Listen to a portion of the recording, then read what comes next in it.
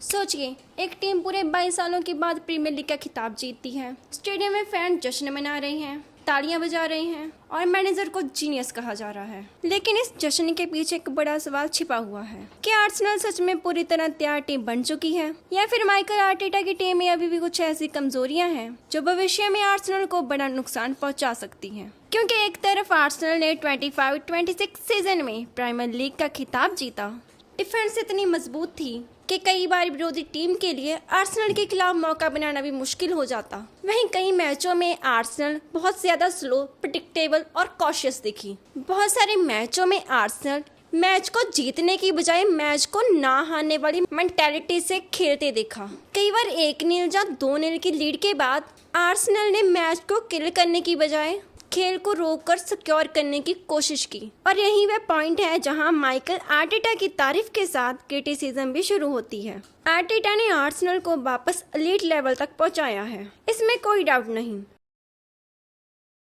लेकिन अगर आर्सेनल को सिर्फ एक सीजन के लिए नहीं बल्कि लगातार कई सालों तक डोमिनेट करना है, तो आर्टेटा को अपनी मैनेजमेंट और टैक्टिक्स में कुछ बड़े बदलाव करने पड़ेंगे।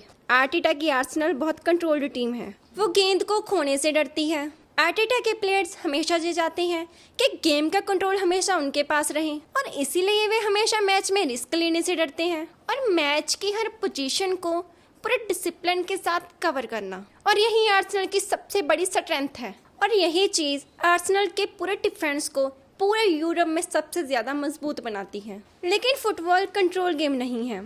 फुटबॉल में रिस्क भी चाहिए, क्रिएटिविटी भी चाहिए और टीम को थोड़ा अनप्रेडिक्टेबल भी होना चाहिए। जब ऑपोजिशन लो ब्लॉक लगाकर अपने हाफ में बैठ जाती है, तब आर्सेनल की असली प्रॉब्लम सामने आ जाती है। टीम बॉल इधर उधर घुमाती रहती है, लेकिन विरोधी डिफेंस को तोड़ने वाली अनप्रेडिक्टेबल मूवमेंट कम होती है। Bukayo Saka, Martin Odegaard, Leandro Trossard जैसे खिलाड़ी अपने फिक्स्ड जगह पर खड़े रहते हैं। बॉल वाइड जाती है, क्रॉस आता है और डिफेंडर उसे क्लियर कर देता है। अब आर्सेनल के पास पोजेशन भी होता है, पेनिट्रेशन भी होती है, कंट्रोल होता है लेकिन किलर पास नहीं होती, प्रेशर होता है लेकिन फाइनल पंच नहीं होता। अब भाई आर्टेटा को अपने सिस्टम में फ्लेक्सिबिलिटी लानी पड़ेगी और ये जो आदत डाल रखी है आर्सेनल वालों ने कि अपने फिक्स्ड पोजीशन को कंट्रोल करके चलना, इस माइंडसेट से उनको बाहर निकलने की जरूरत है। Central combinations, quick one touch football, third man run और डायरेक्ट ड्रिबलिंग बढ़ानी पड़ेगी, क्योंकि अगर हर अटैक एक ही पैटर्न से आएगा तो विरोधी टीम के लिए डिफेंड करना आसान हो जाएगा। दूसरी बड़ी प्रॉब्लम है आर्सेनल का सेट पीसेस पर ओवर रिलाई करना। ये टीम की स्ट्रेंथ है, इसमें कोई डाउट नहीं। आर्सेनल को सिर्फ डेड बॉल सिचुएशन पर डिपेंड नहीं करना चाहिए। चैंपियन लीग नॉकआउट्स में, टाइटल डिसाइडिंग मैचेस में लो ब्लॉक टीम्स के खिलाफ आपको ओपन प्ले में भी डिफेंस तोड़ना पड़ता है। इसलिए आर्टेटा को आर्सेनल की अटैकिंग आइडेंटिटी को और शार्प बनाना पड़ेगा। आर्सेनल की तीसरी और सबसे बड़ी प्रॉब्लम है कि जब वो मैच में लीड ले लेते हैं तब वो मैच को खत्म नहीं करते। इनका ये नहीं है कि लीड मिलने के बाद 1 या 2 गोल और करो और दूसरी टीम से मैच को छीन लो। जब आप पूरा मैच सिर्फ 1 गोल की लीड को डिफेंड करने के लिए खेलते हैं तो दूसरी टीम को कभी न कभी मैच में ऐसा चांस जरूर मिलेगा कि जिस पे वो गोल स्कोर कर देंगे। यही चीज़ वॉल्व्स के खिलाफ हुई। आर्सेनल 2-0 अप थी, मैच आर्सेनल के कंट्रोल में लग रहा था, लेकिन आर्सेनल ने मैच को फिनिश करने की बजाय सेव करने की कोशिश की। वॉल्व्स ने प्रेशर बनाया, लेट गोल्स किए और मैच ड्रॉ हो गया। ये सिर्फ 2 पॉइंट्स ड्रॉप नहीं थे, ये वार्निंग थी कि आर्सेनल की lead protection mentality in the future बड़े मैचेस में डेंजरस हो सकती है।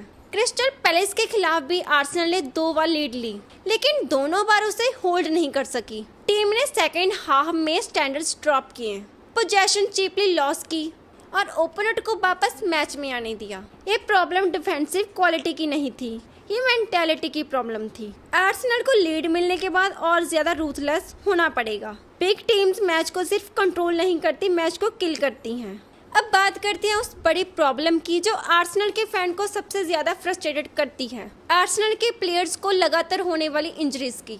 आर्सेनल ने सीजन में बहुत ज्यादा मैचेस खेली।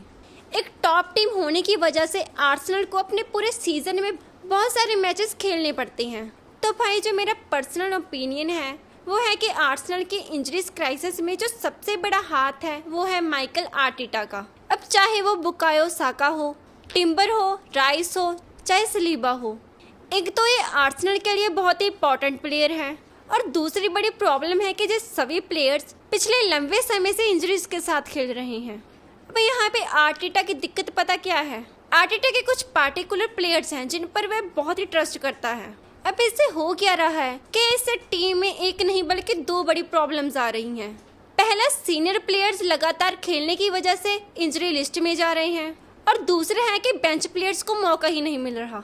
अब अगर पिछले सीजन में आर्टेटा ने लुइस कैली पर थोड़ा सा भी कॉन्फिडेंस दिखाया होता तो यहाँ तो लेफ्ट बैक पोजीशन पे जहाँ सेंटर मिडफील्ड में किसी न किसी प्लेयर को रेस्ट मिल सकती थी। और जब प्लेयर्स टाइर्ड होते हैं टीम नेचुरली सेफ फुटबॉल की तरफ शिफ्ट करती है। फास्ट ट्रांजिशंस कम हो जाते हैं, प्रेसिंग कम शार्प होती है, मूवमेंट्स कम हो जाती हैं, पासिंग स्लो हो जाती है। यही रीजन था कि जनवरी से अप्रैल फेज में आर्सेनल कई मैचेस में फ्रेश नहीं लगी। बॉल तो आर्सेनल के पास होती थी लेकिन अटैक में वह स्पार्क नहीं था। तो भाई फटीक और इंजरीज ने आर्सेनल की परफॉर्मेंस को specially towards the last leg of the season. तो भाई जो आर्सेनल का अप्रैल महीने के साथ कर्ज जुड़ा हुआ है ना, तो उसमें ज्यादातर लेना देना आर्टेटा की बुरी प्लेयर मैनेजमेंट का है। अब अगला पॉइंट आता है उन प्लेयर्स के बारे में जिनको पिछले सीजन में फेयर चांस नहीं मिला। अब यहाँ पे सबसे बड़ी एग्जांपल है लुइस कैली की। और अब अगर आपको याद हो तो नॉटिंघम फॉरेस्ट वाले मैच में यूरियन टिम्बर इंजर्ड होने के बाद भी लेफ्ट बैक पे खेला और लुइस कैली फिट होने के बावजूद पूरा मैच बेंच पे रहा।